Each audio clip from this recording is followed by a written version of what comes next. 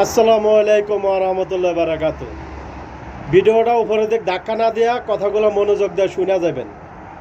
5 আগস্টের পরে বাংলাদেশে কোনো প্রতিবন্ধী নেই। বাংলাদেশে 5 আগস্টের পরে কারো হাত নাই, কারো পাও নাই, কারো চোখ নাই। এদেরকে কাউকে খুঁজে পাওয়া যাচ্ছে না, কাউকে খুঁজে পাওয়া যাচ্ছে না। বর্তমান কাউকে খুঁজে পাওয়া যাচ্ছে না। একটা ভিখারি রাস্তাঘাটে লঞ্চে ফেরিতে উঠলে বলে কি, আমার হাত নাই, আমার পাও নাই, আমার চোখ নাই, আমার কিডনি নষ্ট হয়ে গেছে, আমাকে 10টা টাকা দেন, 5টা টাকা দেন, বলে না? অবশ্যই বলে। এদেরকে কাউকে খুঁজে পাওয়া যাচ্ছে না বর্তমান। এরা কই আছে জানেন আপনি?